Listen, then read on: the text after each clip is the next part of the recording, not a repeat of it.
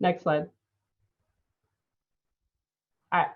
So what does it actually mean when we say interrupt a computer, right? I mean, it could mean a few different things, but to start with, I actually want to go back in time a little bit. Next slide. To the early 2000s, little company called Tell Me. I don't know if anyone's heard of it. I used to work there. They were acquired by Microsoft and they no longer exist, but they built a lot of automated phone systems, IVRs, and they had something that was really quite innovative at the time. Remember, this is before smartphones. They built something called a voice portal, which had a phone number that anyone could call, and it would give you weather, sports, you could play games. And one of the key features was barge-in. You had to be able to barge in. So I'm going to play a clip actually. So although the company no longer exists, somebody still has the system up and running, and you can actually still call it.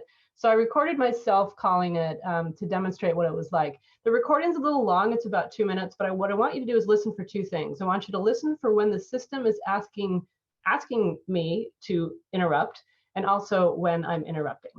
So if you could go ahead and play the clip, Liz. Hi there, welcome to Voice Info. Main menu. When you hear the category you want, just say it. Finance, News Center, Sports, Weather, Entertainment, Travel, Wake-up calls, Instant alibi, or my favorite, Weather. That's all. All right, weather. When you're done there, say main menu. Weather. Say a city and state, enter a zip code, or hang on while I get your forecast for Chattanooga, Tennessee.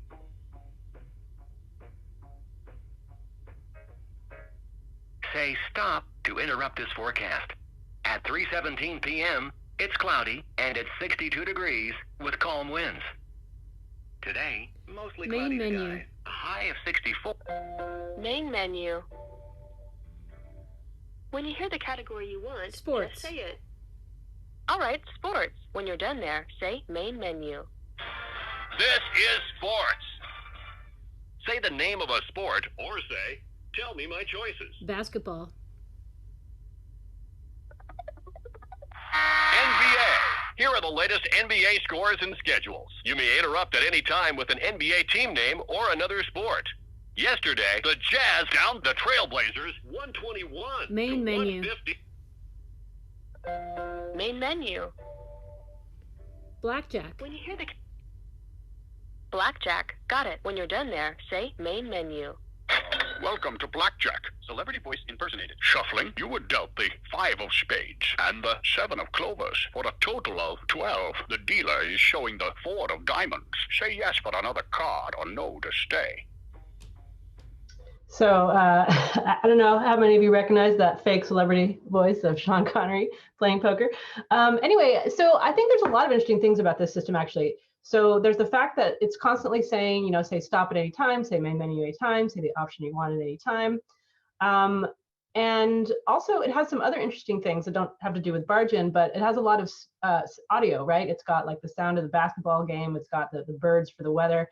It also has personalization. It remembers my phone number, and the last time I had asked for weather, it gave me the weather in the same place.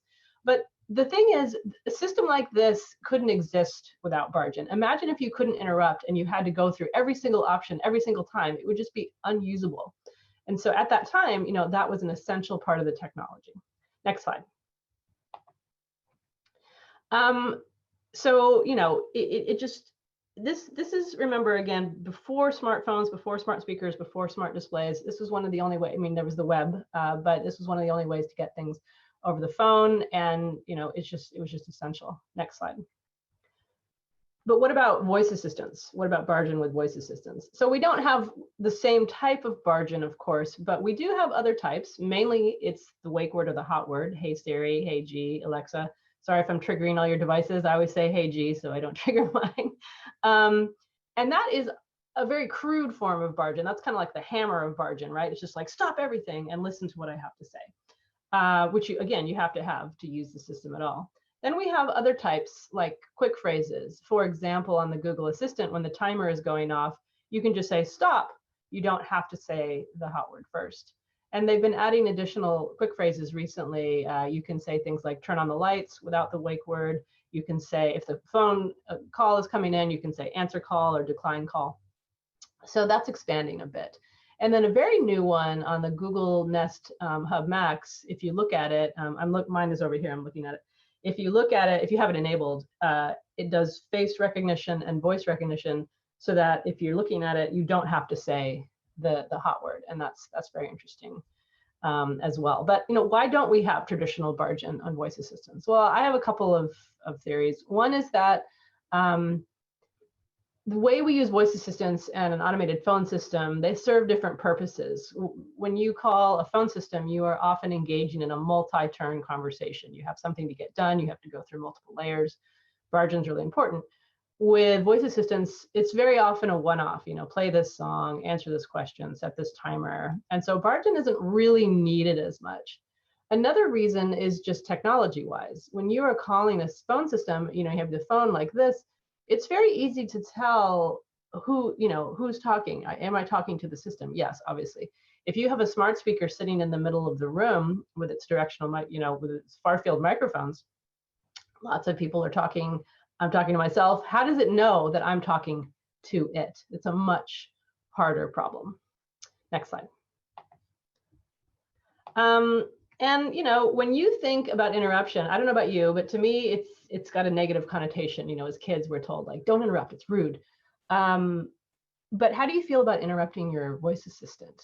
I know generally if I say the wake word, it's fine. But if the timer's going off and I'm like, stop, stop, stop, because it's not hearing me, I'm annoyed, but I'm also feeling maybe a little rude. So I'm sure it varies by person and situation. Maybe you never feel rude, maybe sometimes you do, but it's an interesting thing to think about. Next slide.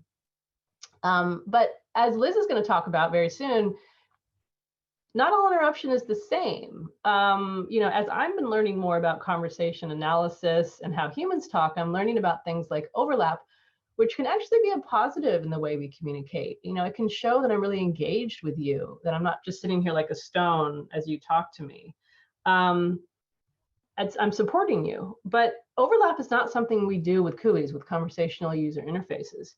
So the question is, should we? Should a CUI interrupt us? Imagine I'm texting with a friend. We're talking about our weekend plans, and we're saying, oh, maybe we should go to the movies. I heard there's this new movie out called The Menu.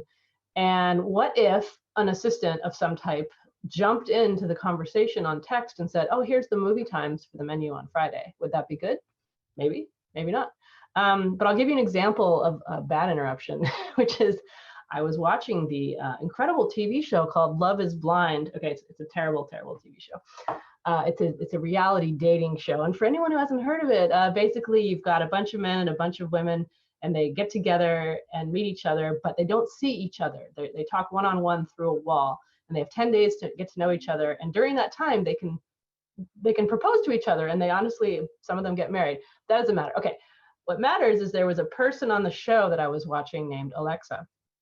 And at a very critical point in the show, someone says, Alexa, and my Alexa woke up and it listened to what the person was saying to her, and it interpreted it as, oh, she's looking for a new TV show. I'm going to go find it. And it changed the channel at this very incredible, right at the wrong moment. And I was like, no. So that was an example of bad interruption. Okay, next slide. So as sometimes CUIs, they just don't handle interruption well. Either they just ignore it fully, like most voice assistants, unless you say the hot word, or even on the automated phone systems that have barge-in. Let's say I called my airline and I'm talking, and I turn and I say, honey, what is our flight number? And it doesn't realize that I'm talking to my partner. And it just either says, I'm sorry, I don't understand. What's the flight number? Or maybe it takes me somewhere else in the system. So even then, barge-in can be a little bit tricky. Back in the old days of automated phone systems, we actually had a slightly different usage of the word hot word. We used it to mean something called that more like intelligent barge-in. And an example of that is I worked on a phone system called 511 where you could call in and get local information about traffic and things. And it would tell you like incident, traffic incident, traffic incident. And you could say like next, stop, main menu to move through them. But if you said anything else, like if I was listening and I'm like, oh no, it's going to take me forever to get there or whatever, it would ignore it. And I think that's really the necessary feature barge-in with these systems is you have to have this intelligent barge-in like humans do. Like if someone's over there talking, I know they're not talking to me, and I'm not going to be like, why are you interrupting me? Because they're over there. So we have to add those types of things to the technology if we really want to succeed. Next slide.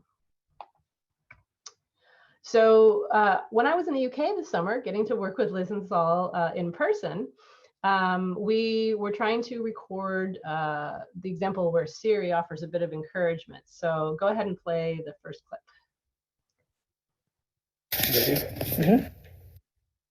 So this is we were just getting started, and Saul says to Liz, "You ready? Like to be recorded?" And she's like, "Mm-hmm." Okay, now go ahead and play the next two. Hey Siri. Mm-hmm. Hey Siri. So some of you may not have witnessed this with Siri, but what it does now is if you pause too long after saying the wake word, it chimes in with like I'm still listening. But I think what's really funny here is that this first interaction between Liz and Saul was they weren't trying to do that on purpose. That was just a natural which I think is really funny. But I want to point out the timing differences. So for the timing with Liz, it's like really fast. Like her comes 0.2 seconds after Saul's "you ready," whereas Siri is 2 seconds. It's a lot longer. Why is it such a longer pause?